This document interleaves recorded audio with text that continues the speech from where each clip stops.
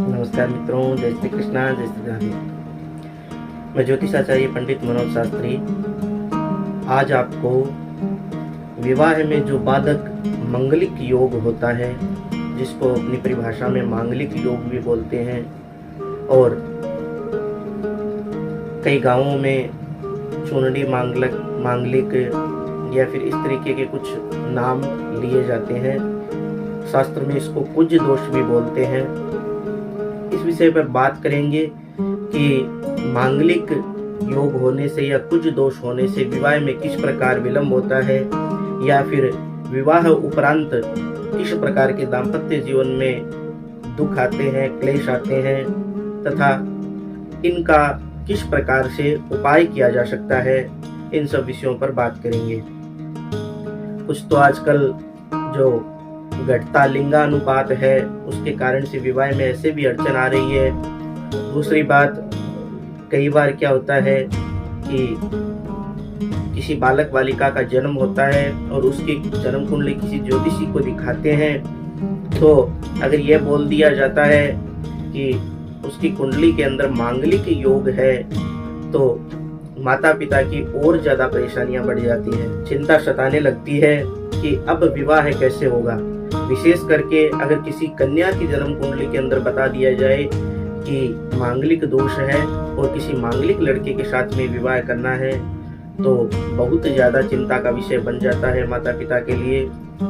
तो आज ये विषय बताऊंगा मैं कि कैसे इसका उपाय किया जा सकता है और किस प्रकार से मांगलिक दोष बनता है, किस प्रकार से मांगलिक दोष भंग भी होता है, और अगर विवाह हो गया है दोनों दंपतियों का और बाद में पता लगा है अपने को कि एक की जन्म कुंडली में मांगलिक योग है और एक में नहीं है, तो उसका भी किस प्रकार से उपाय कर सकते हैं, इन सब विषयों के बारे में बताऊंगा।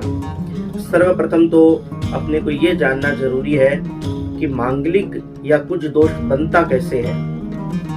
तो मैं आपको बता दूं कि जन्म कुंडली के प्रथम भाव में मंगल हो, चतुर्थ भाव में मंगल हो, सप्तम भाव में मंगल हो, अष्टम भाव में मंगल हो और द्वादश भाव में मंगल हो, तो मांगलिक योग बनता है, कुछ दोष बनता है।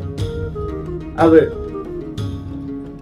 ये बात मैंने आपको बता दी कि इन स्थानों में अगर मंगल हो तो कुछ दोष बनता है। मैं आपको एक जन्म कुंडली भी दिखा रहा हूँ, उसमें आप देखकर इस बात का अंदाजा लगा सकते हैं कि कैसे ये बन रहा है। जो प्रथम भाव है उसमें मंगल बैठा है, चतुर्थ भाव में मंगल है, सप्तम में मंगल है, अष्टम में मंगल है और द्वादश भाव में अगर मंगल है तो कुछ दोष बन रहा है, मांगलिक दोष बन रहा है। परंतु शास्त्रकार जो है, जो अपने पुराने ज्योतिष शास्त्र के आचार्य हैं, उन्होंने मांगलिक दोष भंग के भी बहुत सारे उपाय बताए हैं। उनमें विशेष एक श्लोक प्रचलित है, न मंगली चंद्र भिगु द्वितीयो न मंगली पश्यसि जीवियस्य न मंगली मंगलाउ योग है न मंगली केंद्र गतस्थ चंद्र है। अब आपको मैं सिंपल भाषा में समझाता हूँ कि न मंगली चंद्र भृगु द्वितीय, भृगु बोलते हैं शुक्र को, कि चंद्रमा और शुक्र आपकी जन्म कुंडली में दूसरे भाव में अगर स्थित है तो आपको मांगलिक दोष नहीं लगेगा, मांगलिक दोष भंग हो गया है।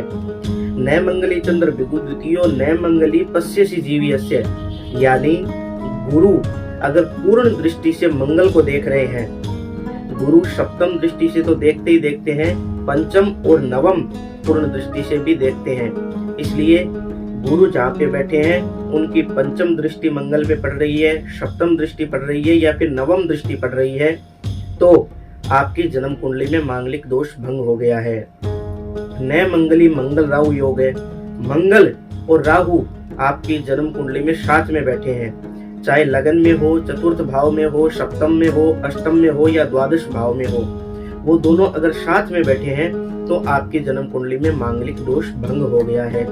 ठीक है। और न मंगली केंद्र गतस्थ चंद्र है, केंद्र भाव बोलते हैं प्रथम भाव को, चतुर्थ भाव को, सप्तम भाव को और दशम भाव को, इन भावों को केंद्र भाव बोलते हैं। अगर केंद्र में कहीं पर भी चंद्रमा बैठा है तो भी आपकी जन्म कुंडली में जो मांगलिक दोष है वो भंग हो गया है। तो अगर इन स्थितियों को जो मैंने बताया वो सारी आपकी जन्म कुंडली में अप्लाई होती है, तो आपको विशेष डरने की कोई आवश्यकता नहीं है। बिना मांगलिक लड़के के साथ में भी अगर गुण मिलान अच्छा हो तो आपका विवाह किया जा सकता है। विवाह उपरांत भी आपको कोई घबराने की आवश्यकता नहीं है। अगर ये जो मांगलिक भंग के मैंने योग बताए हैं वो योग अगर आपकी कुंडली में है तो आप निष्फिक्र रहें, किसी भी प्रकार की कोई भी हानि नहीं होगी। परंतु अगर यह सब योग भी नहीं बन रहे हैं तो मैं आपको कुछ उपाय बताता हूँ जो आप करके अपने दाम्पत्य जीवन को सुखमय बना सकते हो, या फिर जिनके विवाह के अंदर विलंब हो रहा है, विवाह में अड़चन आ रही है, तो वो भी ये सब उपाय करके शीघ्रातिशीघ्र दाम्पत्य सुख भोग सकते हैं। मैं आपको सर्वप्रथम बताता हूँ, पांचों भावों का अलग अलग बताऊंगा। प्रथम भाव का बताता हूँ कि प्रथम भाव में अगर मंगल स्थित हो तो आपको क्या क्या उपाय करने हैं। सर्वप्रथम अगर मंगल स्थित है प्रथम भाव में, चाहे वो कौन सी भी राशि का है, आपको प्रातः काल उठकर और बालाजी के मंदिर जाना है। बालाजी के मंदिर जाकर जो सिंदूर है उस सिंदूर का, बालाजी के चरणों का सिंदूर लेकर अपने मस्तक पर तिलक करना है। दूसरी बात, आपको ये नियम बना लेना है, जिन जिन के घर में भी माता पिता हैं, रोजाना सुबह उठते ही माता पिता को प्रणाम करना है। तीसरी बात, आपको एक मूंगे का पेंडल बनवाकर अपने गले के अंदर धारण करना है। मूंगा बनवाकर आप सोने में भी बनवा सकते हो या फिर चांदी में भी बनवा सकते हो, और तांबे के अंदर मूंगा बनवाकर अपने गले में धारण करें। चौथी बात, मसूर की दाल चलते हुए पानी में मंगलवार को आपको बहानी है। मसूर की दाल बहते हुए पानी के अंदर आपको मंगलवार के दिन और उसमें बहानी है। 125 ग्राम ले लेना, ज्यादा की आवश्यकता नहीं है।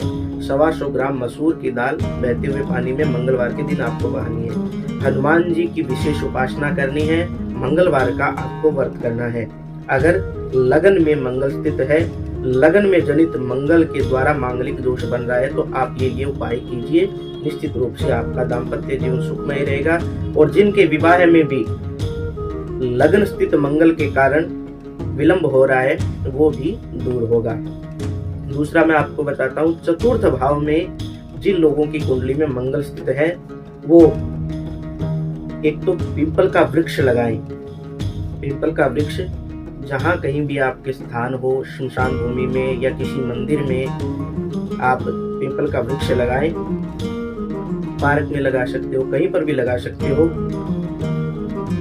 और अगर आपकी सामर्थ्यता है तो आपको भूमि का दान करना चाहिए।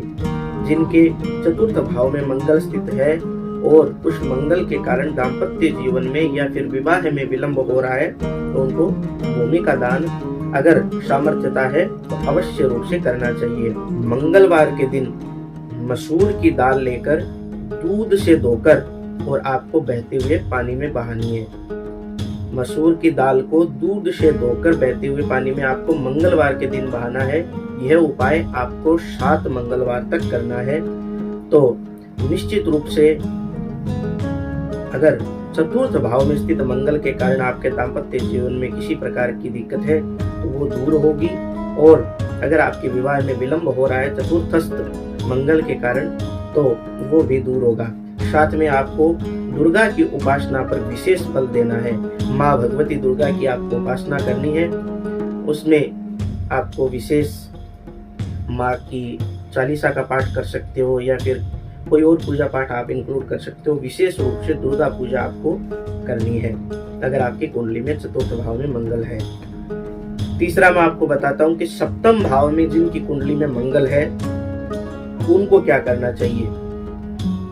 सप्तम भाव में स्थित मंगल का जो दोष है वो सबसे ज्यादा प्रभावी माना जाता है, और इसके उपाय के लिए आपको अपने हाथ से रोटी बनाकर अगर कोई पीला सांड मिल जाए तो बहुत अच्छी बात है, नहीं तो आप किसी भी कलर के सांड को मंगलवार के दिन मीठी रोटी बनाकर आटे के अंदर बूरा खांड मिला लीजिए, या फिर बूरा खांड नहीं है तो वो चीनी भी, दाने वाली चीनी मिलाकर आपको मीठी रोटी बनाकर या रोटी बनाकर उसके ऊपर खांड लगाकर चीनी डालकर आप खिला सकते हो। मंगलवार के दिन कम से कम 7 मंगलवार को आपको सांड को, गाय को रोटी खिलानी है।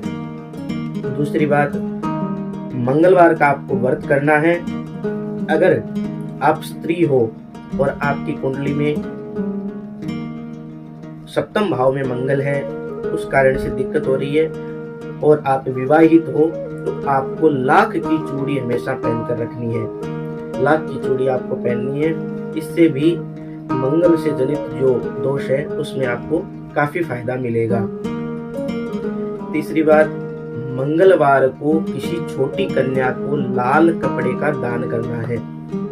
आपके परिवार में भी हो, चाहे किसी दूसरे की हो, उसको मंगलवार के दिन लाल वस्त्र का दान करना है। जो उसके पहनने योग्य कपड़े हो उन कपड़ों का आपको दान करना है।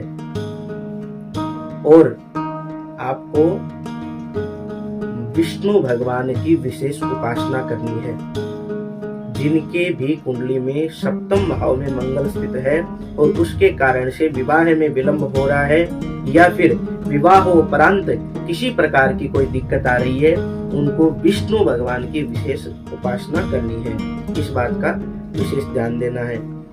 एक बात और भी बताता हूँ मैं, जिनके भी पुरुष वर्ग की कुंडली में सप्तम भाव में मंगल है और जो विवाहित है, उनको विशेष यही सलाह है कि अपनी पत्नी की सलाह लेकर कोई विशेष काम करें, जिससे उनको बहुत ज्यादा फायदा मिलेगा।